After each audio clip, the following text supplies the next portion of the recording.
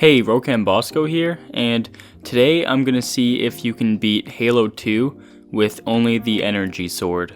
So in Halo 2, there's 13 levels, but I won't be talking about Outskirts, Sacred Icon, Quarantine Zone, Uprising, or High Charity, because these levels are extremely short and take like less than 10 minutes to beat, and you don't have to kill any enemies in any of these levels to end the mission. By the way, when I say energy sword only, I mean I can only use the energy sword when the energy reading is above 0, because otherwise at that point I'm just using the handle, and that's just normal melee attacks.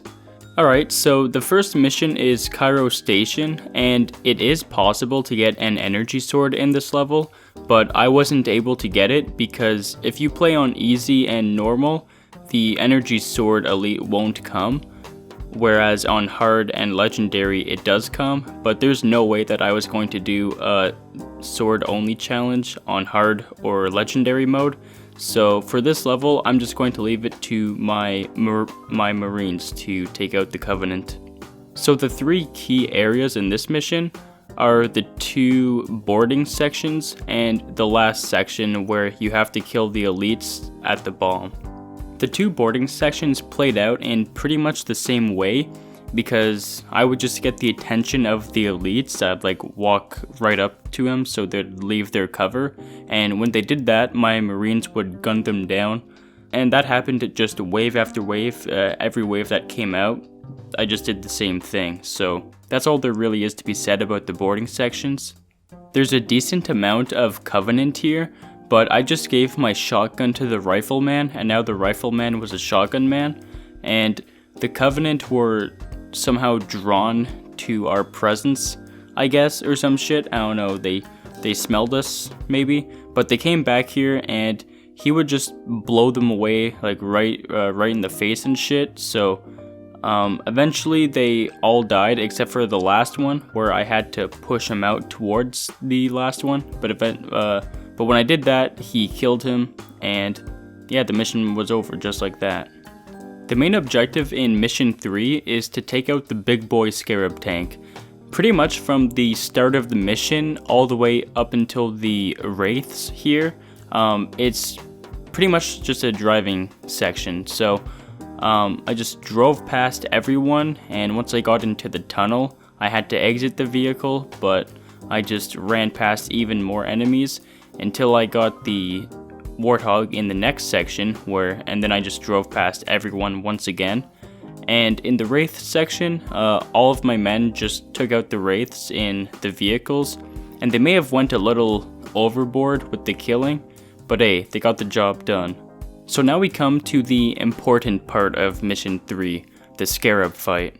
So in order for the mission to end, you need to kill the two pilots and this high-ranking Ultra Elite, I think it's called. And obviously, I need an energy sword to do that, and in this clip I have one. But you're probably wondering where I got it, and I got this in Mission 2.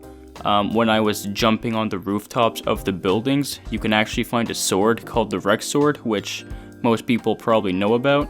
But I grabbed the Rex Sword, and then your weapons from Mission 2 transfer to Mission 3.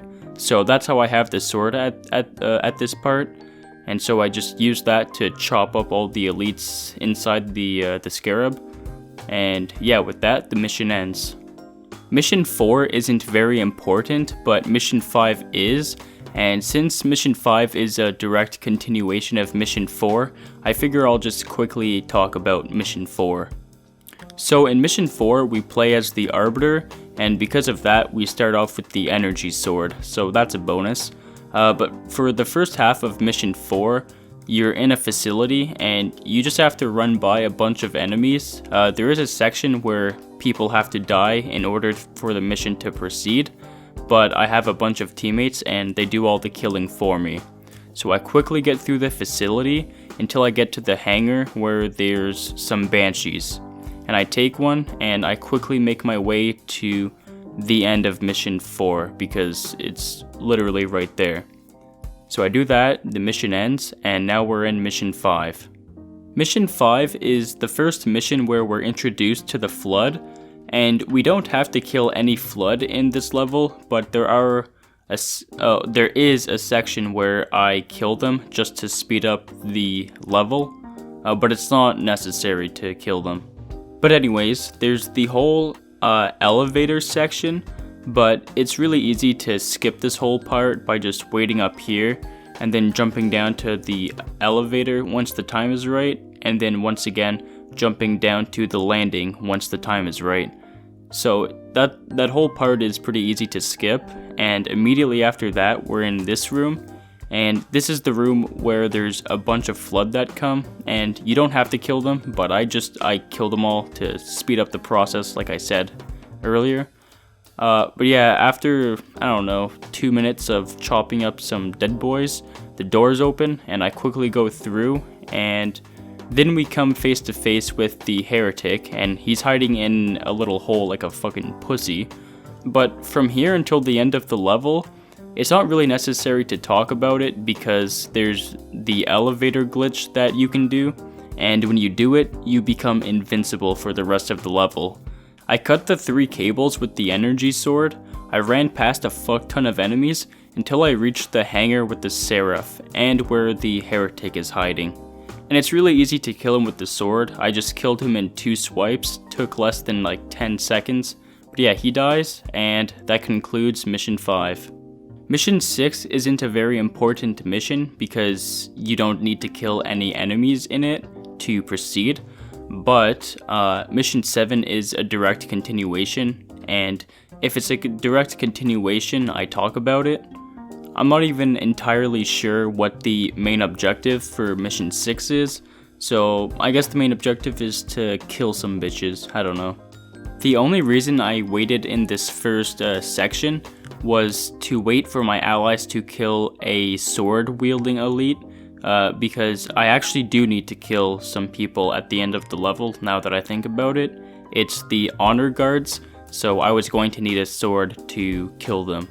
Once my men killed the elite and I get my hands on the sword, I pretty much just drive past everyone and run past everyone until I get to the last part of the mission where there's the honor guards, and of course I quickly just chop them up, and yeah, with that the mission ends. Mission 7 is the longest mission in Halo 2, and it's the mission with the most amount of enemies in it. But lucky for us, we only need to kill a certain amount of enemies to proceed with the mission. A couple of hunters and regret. And I think that's it, but maybe there's others. I'll have to think about it as I talk about the mission. So like I was saying earlier, there's a lot of Covenant in this mission.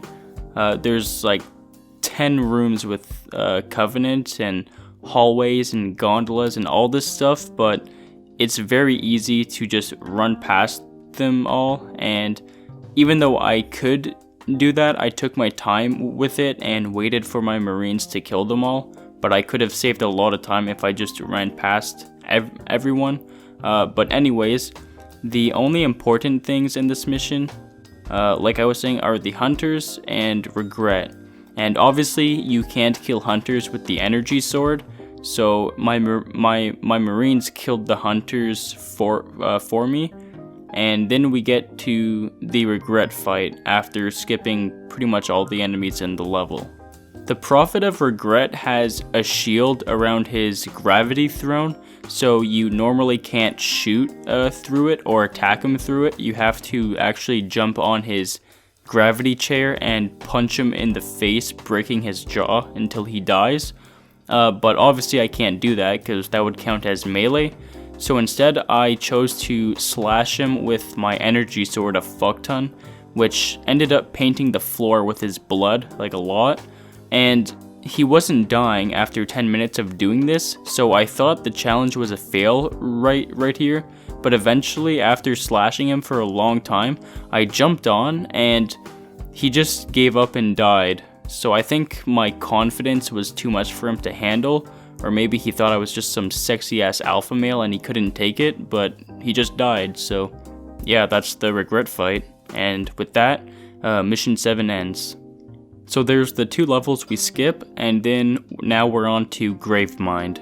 So I'm going to very briefly talk about Gravemind because you can run past pretty much everyone in the level except for these 2 rooms, the beginning room and the prison cell block thing.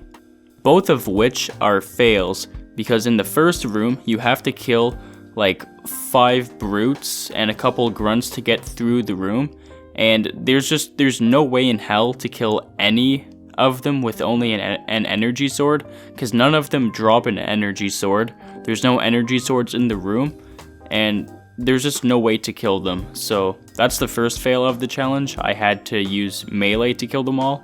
And then after that, we get to a prison block, and to proceed with the mission, you have to free your teammates from the prison. And the only way the prison cell doors open is if you kill a certain amount of enemies. And up until that point, there was still no swords available. So I had no choice but to kill some more with other weapons and melee. But once they're free, they could kill the Covenant for me, but that's still 2 fails. And from there until the end of the mission, I ran past everyone else. So yeah, that's mission 10, and it's just a big fail. So we skipped the next 2 missions, and now we're on the last mission of Halo 2, The Great Journey. The main objective in this mission is to beat the game. No, it's actually to kill tartar sauce, but when you kill him, you end the game. So boom, there you go. The first part of the mission is a vehicle section, so it's not really worth talking about, but I did kick Halfjaw out of his Wraith because I was going to need to use that in a couple minutes. But anyways, we get through the vehicle section, and then once we're in the facility, there's nothing to really talk about because there's a sword in there, and it's pretty easy to just run past everyone and just kill the last brutes on the platform. But my teammates did that for me, so there's no reason to talk about this whole part. But then in the Scarab section, you have to kill 3 wraiths to proceed with the mission. And the Scarab kills the first 2 wraiths pretty easily, but it can't kill the last one because he can't get an angle on it. Obviously, you can't kill a wraith with an energy sword, so I ran back to the other wraith where I kicked out Halfjaw, and I just used it to push the last enemy wraith off the cliff. And this isn't a fail because, you know, I'm not killing it, like I kind of am, but I'm not. But it doesn't matter if it's a fail or not really, because I already failed the challenge, so who cares. The Scarab moves on, and Johnson blows a hole in the door. And now it's time for the last fight in the game. The Tartarus fight is just like the heretic fight, except it takes a little longer to kill him, and he's way more dangerous. But it took me only 3 sword attacks to kill Tartar Sauce, and so yeah, the giant white retarded space monkey dies, and with that, Halo 2 ends. So anyways, thank you for watching. Feel free to subscribe, to leave a like and a comment, and I'll see you all in the next one.